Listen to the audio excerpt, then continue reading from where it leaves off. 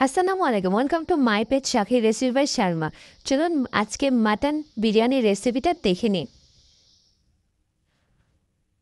3টা তেজপাতা নিয়েছি, পরিমাণ মতো তেল দিয়েছি, দারুচিনি নিয়েছি 3টা, লবঙ্গ নিয়েছি 5টা, পেঁয়াজ দিয়েছি হাফ কাপের একটু কম, গুঁড়া মরিচ দিয়েছি 2 চামচ, হলুদ দিয়েছি 1 চামচ, লবণ দিয়েছি 2 চামচ, আদা বাটা রসুন বাটা দিয়েছি 2 চামচ, জিরা বাটা দিয়েছি 3 চামচ। আরেকটা আমি এখানে বাটা মশলা ব্যবহার করেছি। বাটা মশলার মধ্যে জয়ফল, জয়ত্রী, শাহি এলাচ, দারুচিনি, এলাচ এগুলো আমি বাটে দিয়েছি 1 চামচ। এবার খাসির গোশটা দিয়ে আমি ভালোভাবে কষিয়ে নেব। আমি এখানে 1 কেজি খাসির মাংস নিয়েছি, আপনারা চাইলে পরিমাণটা কম বেশি করে নিতে পারেন। ঝাল আর লবণ আপনাদের স্বাদ অনুযায়ী দিবেন। এ পর্যায়ে আমি এখানে 1/4 কাপ টক দই দিয়ে পানিটা দিয়ে দিলাম। পরিমাণ মতো পানি দিয়ে আমি গোশটা ভালোভাবে সিদ্ধ করে নিব।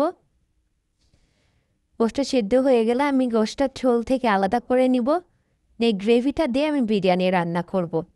এখানে আমার 2 কাপ এই গ্রেভিটা বা এই ঝোলটা আমার এখানে 2 কাপ পরিমাণ হয়েছে।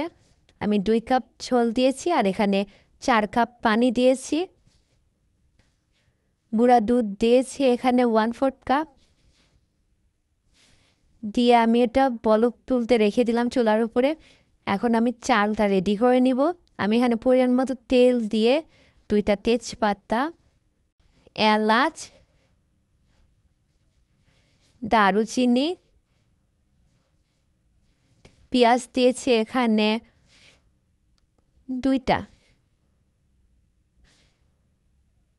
পেঁয়াজটা ব্রাউন কালার হয়ে আসা পর্যন্ত ভালোভাবে ভেজে নিব। ভাজা হয়ে গেলে এর মধ্যে আমি পোলাওয়ের চাল দিয়ে দেব। আমি চিনি গুঁড়া চাল নিয়েছি এখানে 3 কাপ।